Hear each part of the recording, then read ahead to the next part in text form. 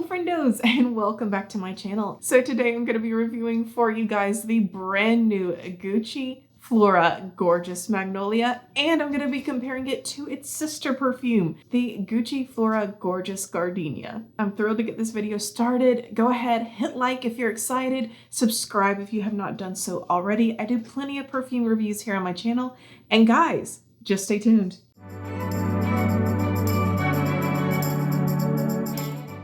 So let's start out with our star of the show today. We have the Gorgeous Magnolia.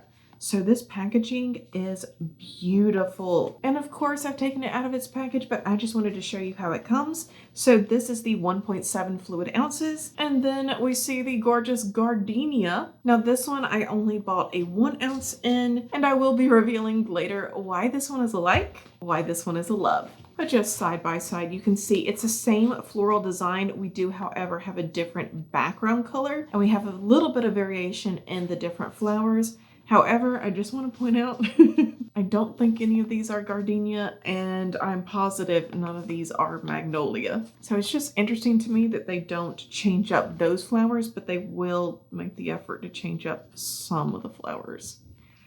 Okay, enough of my nitpickiness. Let's get down to the fragrance notes. So the notes in this fragrance are dewberry and coconut, magnolia, jasmine, clary sage, patchouli, musk, and blonde woods. And just to compare notes,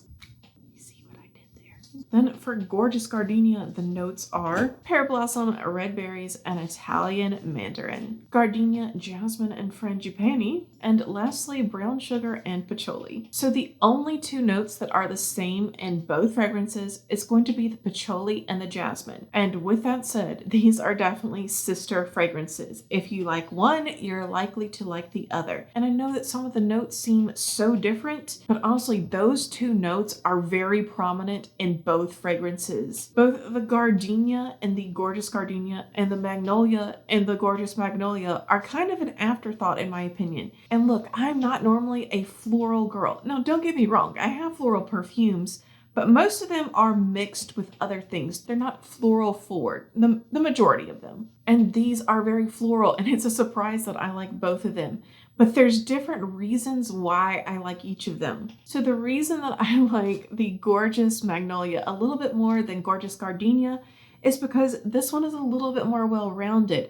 You have those white woods, you have the musk, you have the patchouli. It's a little bit more balanced. Some people are even calling this a chypre. There is no oak moss in here, so I would not necessarily call this a chypre. I would just say it's very well-rounded. If you're like me and you like a floral but not overly sweet, and you don't want to smell like a florist, this one's gonna be your better choice over the two. So when I first spray this, the first thing that I notice is the fruitiness, and it almost smells like a fruit candy. Sadly, I wish there was a little bit more of the coconut in there, but it dissipates so quickly, you guys. As far as the sage is concerned, I don't smell the sage at all. I do smell the magnolia, I do smell the jasmine, and again, the jasmine is at the forefront of this perfume as well as the patchouli. So the jasmine and the patchouli, that's what lingers on my skin for the most amount of time. And I feel like this is one where at first spray it starts out sweet, then it goes sultry, and then it goes back to the sweetness. So the musk and the blonde woods, they do add interest to this fragrance. I'm glad that they put that in there. I always like a good woody note with a floral, or either a citrusy note with a floral. The projection on this is very nice. I feel like this lasted a long time on my skin. And when I say a long time, I mean over 5 hours on my skin without me needing to reapply. You could layer this up to a beast mode, but with 4 or 5 sprays, it's not, I wouldn't necessarily classify it as beast mode entry announcer. So once again, if you're into florals, if you liked Gorgeous Gardenia, you're probably gonna like this.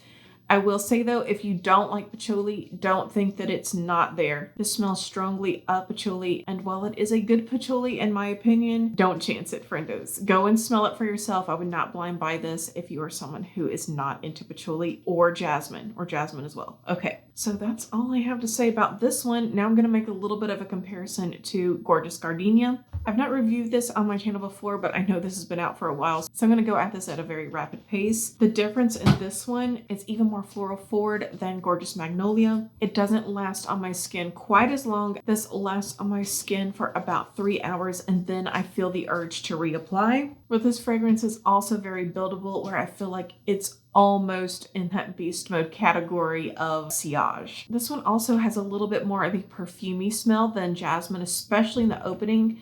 The longer that you wear this, the less perfumey it smells. And this one also maintains its sweetness. It has that brown sugar in there, and I smell this from the opening to the dry down. The brown sugar does not go away in here. So this one is a little bit sweeter in my opinion. So friendos, let me know which of the two sounds more up your alley. Let me know if you have tried Gorgeous Gardenia. If you are interested in trying Gorgeous Magnolia, I would love to hear your thoughts. And because it only took me a few short minutes to review both these perfumes, I'm going to go ahead and show you what we recorded right before I got into this review. I'm going to show you guys how I got this eye look right here and the lip look. Okay, I hope you guys watched till the end. Just stay tuned. So friendos, in order to create the look inspired by the beautiful perfume bottle that we just reviewed, I'm going to be reaching for none other than the Jawbreaker palette.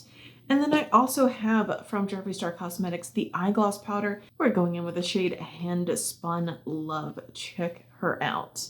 So I will be getting started today by using a very skinny, tiny little pointy brush. And with it, I will be dipping into the shade Raspberry. And with it, I will make the crease, of which I will cut momentarily. I don't need this to be super sharp or perfect because I'll be going over it with another color soon, and that will diffuse it. And then for the bottom, it's going to get covered up anyways with concealer. So guys, did you see the thing where Jeffree Star, no, I don't like follow Jeffree on a regular basis just because his life just seems so dramatic.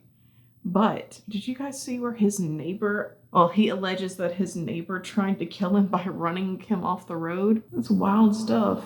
And I just take my time on this step right here and get that color really built up. Now I'm going in with Bubblegum, very girly Barbie pink shade. Crappy Anastasia brush, and I'm gonna just go right over where I put that other shade. So guys, that was simple enough. Now let's get to cutting that crease. Since this is just for a video and I'm not going to keep this look on for very long at all, I am going to use my Natasha Denona concealer. However, I definitely recommend that you use a different concealer because this one will crease on my eyelids. So my guys, have you all seen the new Natasha Denona palette, the little 5-pan palette? I didn't even know that it was in the works until today. This just shows how out of the loop I've been recently. I've been so consumed with work and I haven't really been as focused as what I normally would be on the makeup scene. But let me know if you've seen it. Let me know if you think I should get it, try it out, review it, or if you think it's just too boring. Because to be honest, it did look a little boring to me. Like, don't get me wrong. Okay, so it was pretty, but again, we've seen that color story before. We just have. And now you guys, I'm gonna go in with Gumdrop. That's this beautiful lavender shade. See, this is already starting to crease on me. I wonder why it is that my eyelids are so oily, but my under eyes are so dry. How does that happen? Why is this a thing? Why? And isn't this shade impressive? It's so opaque, it's so pigmented, it's so pretty, and it's a very nice lavender. It's not patchy at all. You guys know, like, lavenders can be really hard to deal with when they're not high quality. This is very high quality. Okay, now we're going into this chocolatey brown called Tasty. So guys, the camera turned off. I went in with the eye gloss powder that I showed you all before. I didn't do anything special. I just used the same brush that I used to put down the concealer to apply this, and then I did a little bit with my fingers, but I was really careful along the border to just use this brush since it is so flat and precise. And now I've decided I can't help myself. We have to go in with Blunt of Diamonds. Same Jeffree Star eye gloss powder. Gonna use my little pinky, and that's gonna go in my inner corner. And now with that down, all I need is some liner and lashes. So guys, that's my eye look. I'm not particularly happy with the lashes that I use. It's one of those clear bands, and it looks like it's popping off here, even though it's really not. It's just the clear band makes it look odd. I don't know. It covers up the eyeliner, and then it's hard to go over it. All right, so I'm just going to finish off with the lip look. We're going in with Jeffree Star Cosmetics lip liner. This is in the shade Cherry Wet. Over that, I'm going in with Pomeranian Kiss. This is from the Star Wedding collection. I don't know if they still have this up on the site or not, but it's a very girly pink. Alright, I'm gonna have to fix this eyelash right here. It's just driving me crazy. I'm gonna go over it with some eyeliner. So yeah, I think I can live with it now. Let me know what you guys think. Leave me a comment in the comment section down below. I do hope that you had fun hanging out with me today. I always love to spend my time here with you guys. I hope that you found the perfume reviews useful in your purchasing process. Coming up on my channel, I will have the Sunlit Seduction palette here. I'm hoping pretty soon. You guys know how Pat McGrath is on her shipping. And then also I have a Sydney Grace mystery bag. Ooh. Can't wait to see what mysteries lie in store for us there. Okay guys, I'm wishing you all a fabulous weekend. Don't forget to hit like if you had a fun time here today. Subscribe if you have not done so already. Because if not, we'll both have to live in the sorrow of never knowing what could have been. All right, guys, have a great one. Bye.